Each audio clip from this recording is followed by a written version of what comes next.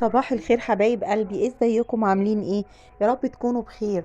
فيديو جديد ويوم جديد، ما ننساش نصلي على رسولنا الكريم عليه افضل الصلاة والسلام.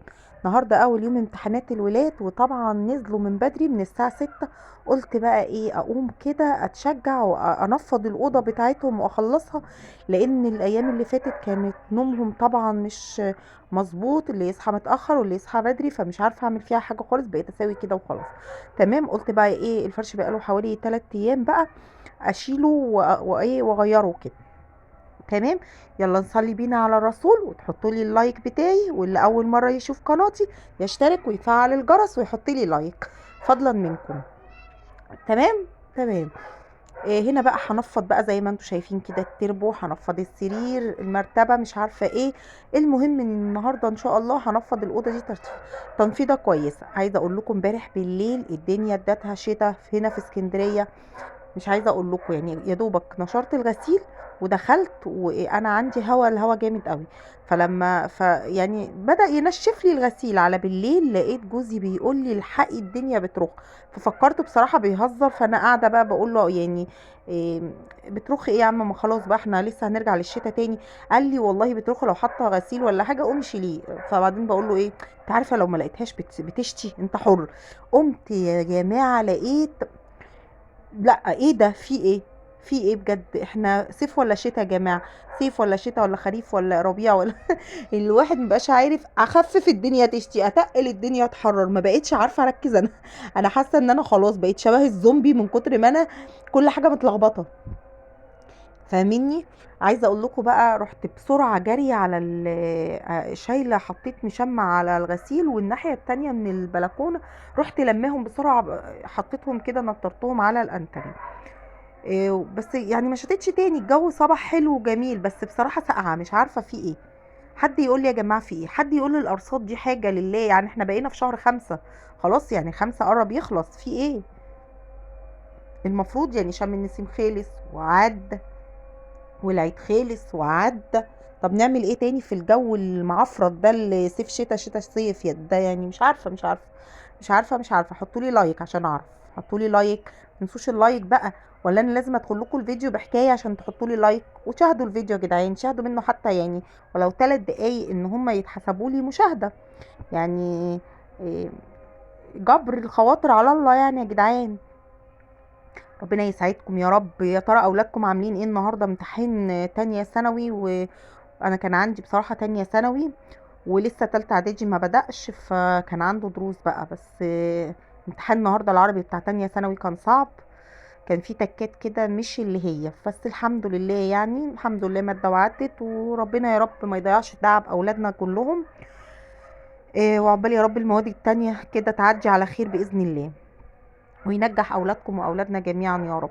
يا رب، ويسهل عليهم الامتحانات، وندعي للثانويه العامه كمان ربنا معاهم يا رب.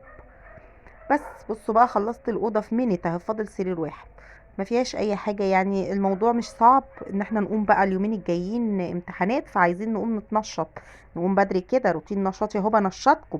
بصوا، تشجيع تشجيع يعني، بقول لكم قوموا من بدري اهو، تشجعوا وقوموا تسيبوا البطاطين وسيبوا اللحفه و... ويلا بقى، يلا نشوف حالنا بقى، والصيف داخل بقى، وهتبقى صحيان بقى كده بدري في الشمس، ونقعدوا في الشمس بقى، واللي عنده سطح يطلع على السطح بتاعه كده يعني، واللي عايز يخرج هيخرج. يعني الدنيا في الصيف حلوة، بس احنا مش هنلحق، اما شهر حلو كده هنصيف فيه ونبدأ دروسنا تاني. انتوا عارفين بقى تالتة ثانوي طبعا بتبقي حاجزة من قبليها، ويا دوبك اول شهر 8 بتبدأي ان انتي تبدأي دروسك وحاجتك وكده. فيعني انا داخلة يا جدعان على مطحنة، داخلة على مطحنة والله العظيم السنة الجاية. يلا ربنا معانا يا رب، ويرزقنا جميعا علشان اولادنا بإذن الله. بصوا شفتوا الحركة، شفتوا خلصت فرش السرير ازاي في منت؟ بهزر معاكم، انا بحب اهزر معاكم. إيه هنا بقى خلاص زي ما انتم شايفين، خلصت فرشت السراير ونفضت. بصوا انا كنت سايبه السراير الايام اللي فاتت بالملايات من غير ما احط كوفيرتا او مفرش او كده، مش عارفه ما حسهاش، يعني انا من الناس اللي بتحب تجبس السرير يعني زي ما بيقولوا. فلا، انا حابه الكوفيرتا على الملايه، ما سيبش الملايه كده كل شويه بقى بتتزحلق، الولاد بيقعدوا واحنا طبعا قعدتنا كلها في الاوضه ديت. ف فطبعا لا، مش نافع ملاية من غير كوفيرتا يعني. كمان انا شلت التلفزيون اليومين دول من الاوضه علشان الولاد ما تسهرش عشان يناموا بدري يعني، ويعرفوا يصحوا بدري، اللي هيذاكر اللي هينزل درس واللي عنده امتحان كده يعني. فدخلته عندي في الأوضة على ما الولاد تخلص بقى يعني على آخر الشهر إن شاء الله. بس خلصت كده بقى، هبدأ بقى ان انا اكنس الأوضة كده واخش بقى اوريكم الأوضة اللي انا عملتها معاكم امبارح. طبعا انا امبارح عملت الانتريه وتمام التمام ونفضته ومش عارفه ايه ونضيف زي الفل. انا هوريكم شكله بقى عامل ازاي، والله العظيم بجد يعني مش عارفه اقول ايه، والله العظيم يعني انا هوريكم الشكل. ويعني مش عارفه اقول ايه. يعني ما بصدق ان انا الاوضه دي اصلا محدش بيدخلها. يا جدعان مالكوا في ايه، حابينها يعني للدرجه دي؟ إيه، انا امبارح اصلا والدنيا بتشتي بقيت برمي الغسيل وبحطه. فطبعا انت حتى لو مروقاها وبتحطي الغسيل كده على الكنب ولا حاجه، بتلاقي نفسك كده مش عارفه ان انت تلمي الغسيل. مش عارفه، بحس ان الاوضه كده ما تروقتش، فاهميني؟ طول ما في غسيل وكده. تمام، حطوا لي لايك. دخلنا بقى هنا على اوضه الانتريه زي ما انتم شايفين كده، بصوا. طبعا هنا في غسيل لسه عايز 12 ملايات وكده.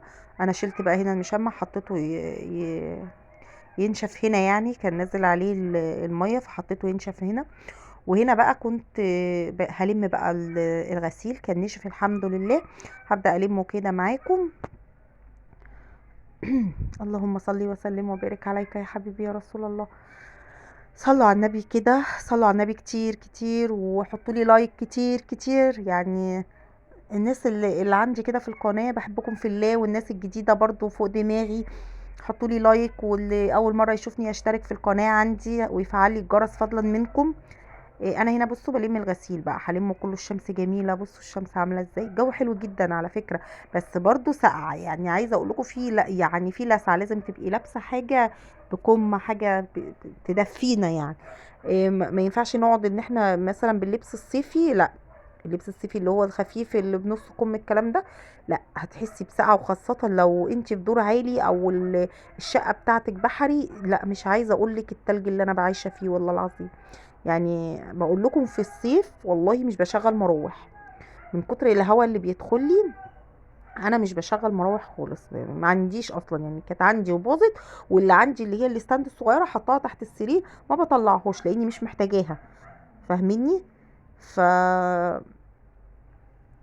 مش فبقول لكم الدنيا ساقعه عندي بصراحه، متلجه، رغم اني مغطيه الشقه كلها يعني، فرشه السجاد والسجاد تقيل وكل حاجه، بس مش قادره اقول لكم بقى. وامبارح الجو كان صعب بالليل كمان يعني. مش عارفين حد يكلم الارصاد يا جدعان، حد يكلم الارصاد. عايزه اقول لكم يعني كنت ناويه النهارده اعمل لكم المحشي، بس قدر الله ما شاء فعل. المحشي ده مش عايز يتعمل ولا ايه؟ انا داخله في اسبوع جايبه حاجه المحشي يا جدعان. في موضوع ظهر جديد عندي في حياتي كده، فهياخد وقتي شويه بس. إيه، ان شاء الله هقدر اوفق يعني، ان شاء الله باذن الله. واقدر ان انا ما اقصرش كمان في القناه بتاعتي علشان تفضل شغاله وكده. هقول لكم على الموضوع ده بس مش دلوقتي. مش دلوقتي يا جدعان، عشان احنا مراقبين. احنا مراقبين يعني، عندنا كاميرات، متركب لنا كاميرات في البيت. مش هينفع اقول فعلا عليه دلوقتي، بس هقول لكم ان شاء الله قدام شويه كده. ربنا يثبت اقدامنا بس شويه كده، وهقول لكم ايه الموضوع الجديد وخير ليا ولا مش خير. هقول لكم كل حاجه بس في وقتها. دلوقتي مش هعرف اقول اي حاجه. بصوا جرس الباب رن، وجرس الباب رن انا رحت اتخانقت وجيت يعني. انا جرس الباب رن، ابني معاه مفتاح. بترن الجرس ليه يا حبيبي؟ انا بصور. بترن الجرس ليه؟ معلش يا ماما كسلت اطلع المفتاح. يا نهار ابيض، كسلت اطلع المفتاح؟ طب ده الرد عليكم ايه يا جدعان؟ يعني انا بصور وهو نازل، وانا قايل له ايه خد المفتاح معاك عشان انا هصور ومش عارفه ايه. لا ازاي، انا كسلت اطلع المفتاح، قلت ارن عليكي زمانك خلصت يا ماما. لا حول ولا قوه الا بالله. اقول ايه بس ولادنا دول ربنا يهديهم ويصلح حالهم يا رب، اللهم امين.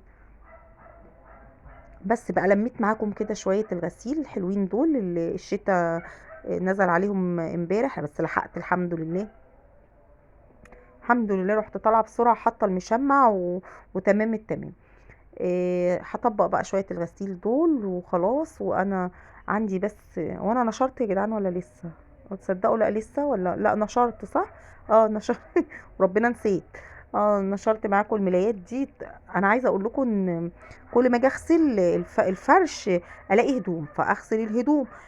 كل ما اجي اقول خلاص بقى اغسل الفرش اللي انا كنت شايلاه معاكم، الفرش اللي شيلته من بعد العيد. اقول ايه الاقي هدوم، اقول لا الهدوم الاول مش عارفه ايه. قلت لا بقى ما بديهاش، انا عايزه اغسل، فقلت اخدهم مراحل يعني، دور هدوم ودور فرش. والله لسه عندي فرش عايز يتغسل برضو، وغير الفرش اللي انا لميته النهارده من اوضه الولاد. انا يعني الغسيل ده ملوش صحاب يا جدعان، وربنا ماليه صحاب. ايه ده؟ اغسل واطبق وانشر والم، ايه ده ايه ده؟ طبعا بقى اليومين دول ما نقدرش نقول لشهد تعمل لنا حاجه، شهد بتمتحن، فخلاص بقى صعب جدا جدا يعني. بس هكنس الاوضه اللي اساسا هي ما فيهاش حاجه، بس انا قلت عشان دخلنا امبارح بقى وساعه الغسيل وانا بنشره، اكيد بقى ايه حاجه كده حاجه كده. مكان ما دخلنا وقعدنا شويه كده واحنا بنشوف الغسيل، ما القعده حلوت بقى، فقلت اكنسها يعني. بس هي ما فيهاش حاجه يعني. عايزه اقول لكم كمان انا طلعت كمان على المطبخ، بس قلت بقى ايه ما اطولش عليكم اكتر من كده. قلت ايه اعمل لكم اوضه الولاد والم معاكم شويه الغسيل دول، وروتين سهل وبسيط. انا كده خلاص يعني قربت اوصل لنهايه الفيديو، او وصلت معاكم لنهايه الفيديو. نحط بقى المعطر الجميل بتاعنا ده، ونقفل كده الاوضه، ونروح بقى نعطر اوضه الولاد كمان عشان انا نسيت اعطرها، ونظبط الاداء كده. تمام. هرجع بقى الكرسي مكانه، احط الترابيزه بتاعه التلفزيون مكانها كده يعني، وانزل ستارتش بقى وكده وحلي ومحتالي، وابدا بقى ايه ارش كده. اوعوا وشكم، بس اوعوا وشكم. الفيديو خلص، اشوفكم فيديو جديد، والسلام عليكم ورحمه الله وبركاته.